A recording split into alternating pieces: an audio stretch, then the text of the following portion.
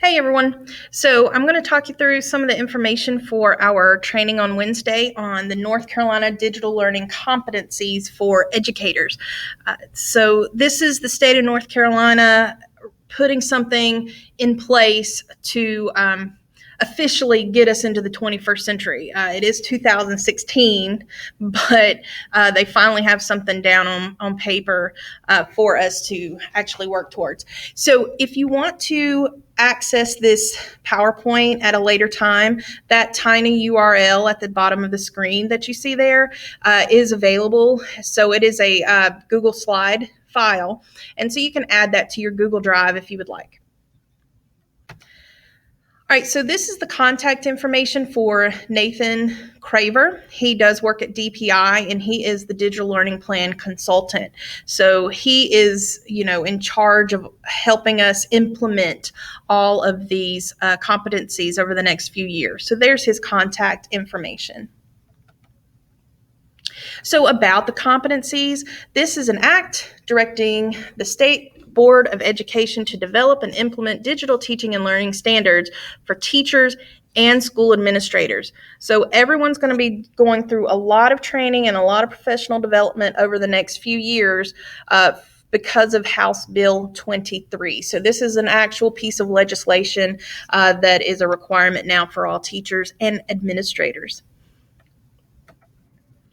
And basically it says that the State Board of Education will develop the competencies for digital teaching and learning, and they will provide a framework for schools of education, school administrators, and classroom teachers. So part of this that's going into place that we're going to start is going to happen with our future teachers. They're going to be starting to train on these while they're still in college and training to become teachers. So they won't have to do as much when they get out of school, and they'll be caught up with the rest of us. So the competencies, they represent skills that teachers and leaders should integrate into their practice to improve student outcomes within a digital learning environment. And the whole goal is to improve, us as technology leaders in the classroom and to improve our technology practice and to help improve student learning. So the state of North Carolina did use the national models, the ISTE teacher standards.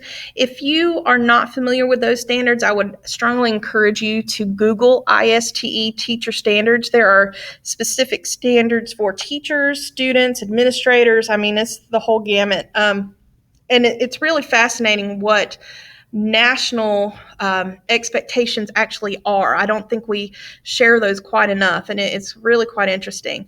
And then they also have used their own digital learning logic model in the state of North Carolina that they've actually had around for a while, but doesn't necessarily get trickled down to the rest of us very often.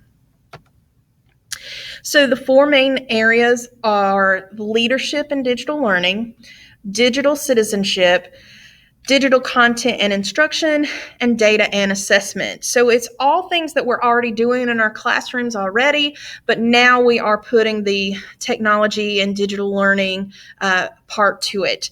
And so we will dig in deeper to what the actual competencies look for.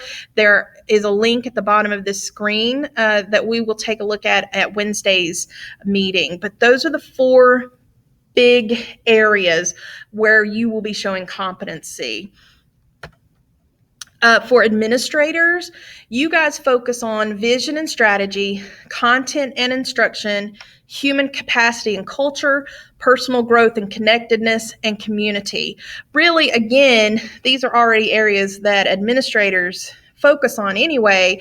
You guys just get the bigger picture and how to apply it, in the digital mindset there for the rest of the staff.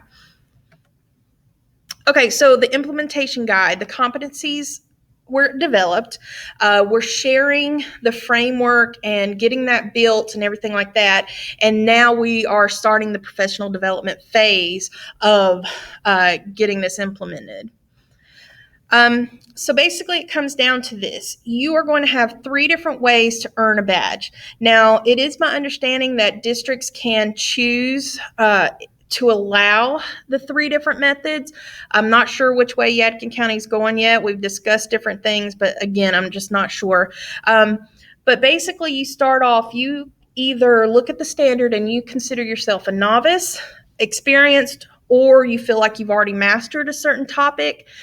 And the whole goal is for you to self-evaluate and figure out where you are in a certain standard for certain specifications, and you work towards that mastery level. And it may take a year, it may take 2 years, it may take however long it takes you to get where you need to be, to show improvement, to show mastery. Okay, so they have 3 different levels there, the biggest part here is to self-evaluate. We're all in different areas and different parts of our teaching and technology use in the classroom.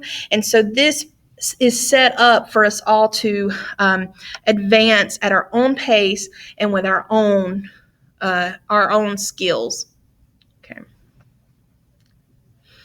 The other thing that's going to be important too is to submit artifacts, which keep track. Go ahead and start keeping track of any digital things, activities, objects, artifacts that you're already creating, so that you can add these to your digital portfolio. Okay, so you can submit your artifacts and demonstrate that you are a master at the different competencies in the technology integration. All right, and this is going to be the last slide I talk about today, but the modules focus on engaging, exploring, explaining, elaborating, and evaluating. Okay, everything that we do anyway, and now we're again taking it to that next level with technology. All right, thanks so much.